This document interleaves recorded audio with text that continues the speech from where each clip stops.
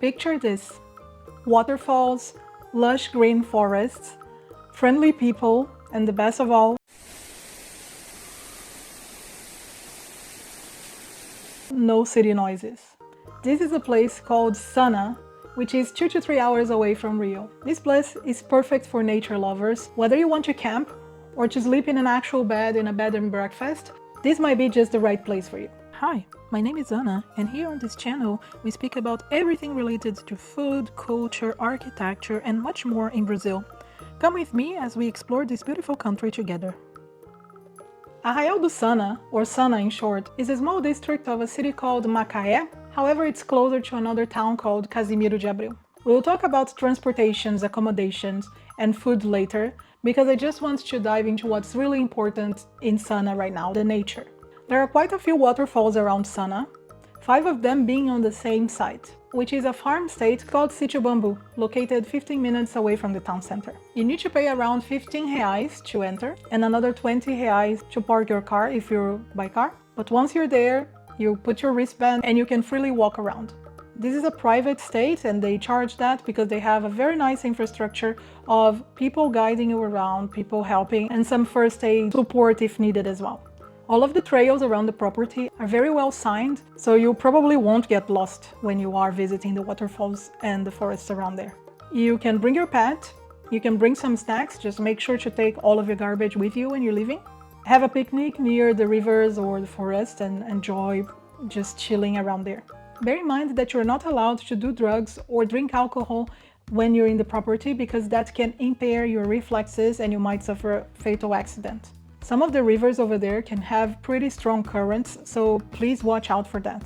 Aside from Sítio Bambu, you have some other places that also have some other streams and waterfalls all over Sana, so if you do not feel like paying to go inside, you can always go to these other places for free as well, such as the Andorinha waterfall. Some of the hotels, including the Mandala Hotel, will also have some private streams that you can take advantage, so even in your own hotel you can go for a waterfall or a river bath, so you might want to look into that when choosing your accommodation as well. Now let's speak about the town center a little bit. The town center is pretty much just this one road that you will be able to walk the entire town center within 15 minutes or less. There will be a small supermarket and a small drugstore. The drugstore won't sell any controlled medicine, just the usual over-the-counter stuff, so be aware of that if you do take any controlled medicine. When walking around town, you're going to notice that there is all of this quiet, peaceful, friendly vibe. And I say friendly because the locals are really friendly over there. And that makes me think a lot about this island neighborhood that we have in Rio, inside the Guanabara Bay, called Paquetá, which is a neighborhood of Rio that I suggest you visit, and I have a full video on that just over here. So if you're interested in that kind of peaceful vibe and maybe don't want to go as far, make sure to check this video out and see if that's an option for you. Let's speak about food now. Let's start with breakfast. Our favorite place was a place called Pousada da Leda, the restaurant of Pousada da Leda, which offered an all-you-can-eat breakfast buffet for 25 reais per person. Over there they had a great variety of cheese, bread, juice, coffee, and even the traditional pão de queijo, which is an amazing delicacy you should definitely try, and the one over here is no different. We also had lunch there a couple times and the food was really good as well. All over Sana, the meals are going to be pretty affordable. Just don't expect any luxury, because that's really not what Sana is about. At night you will have some of the same restaurants open, but you also have a couple bars, some of them with live music, Brazilian style live music. Those will be happening mostly over the weekends, Fridays and Saturdays. And one specific place called Bamboo stays open until 6 in the morning. You'll definitely be able to have fun for the entire night if you want to. Speaking of accommodations, all of the accommodations in Sana will also have that kind of rustic, simple feel to it, which doesn't mean they're not comfortable or clean or nice. They are very nice, but you won't be able to find luxury as you would, for example, in places like Rio or even Paraty, which is the video I did last week, that have some pretty nice boutique hotels. Sana is all about being in touch with nature and enjoying this kind of wild, almost like wild vibe.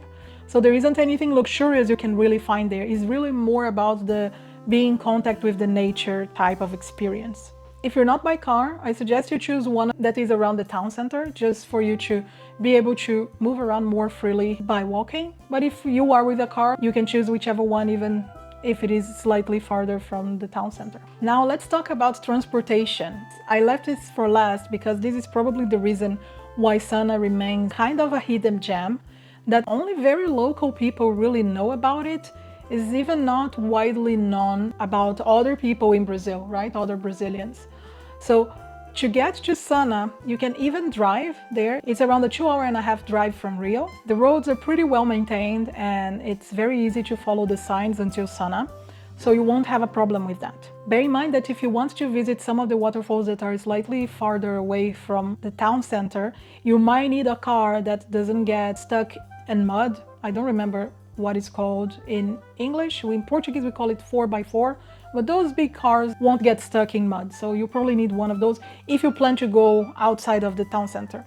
If you plan to do everything by foot, you're gonna be fine.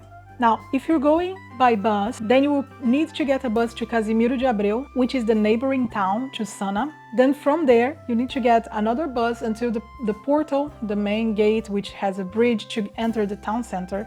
And then from there, you need to take another internal bus into the town center, because it is a bit of a walk, a couple miles away.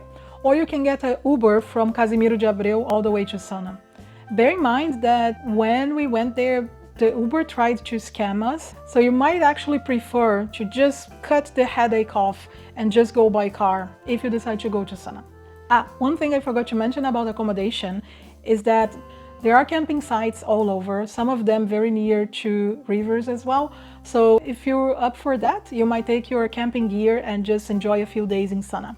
I suggest around 3 days in Sana, probably over the weekend. I typically avoid that, but because loads of things will be closed during the week because they are serving those few tourists that are going there, you will probably want to go over the weekend. That's when most of the things will be open, including, for example, a small artisan markets in the town center and the bars that I mentioned earlier in the video. Sana can also be enjoyed paired with Cabo Frio or Búzios or Arraial do Cabo, which are the towns in the lakes region in Rio as well, which many of you might be wanting to go. I still don't have a video about those places, but I do have this other video here about Paraty, which is very far from Sana, but it's very interesting to visit, or this other video here that you might be interested in. I'll see you on the next one. Bye!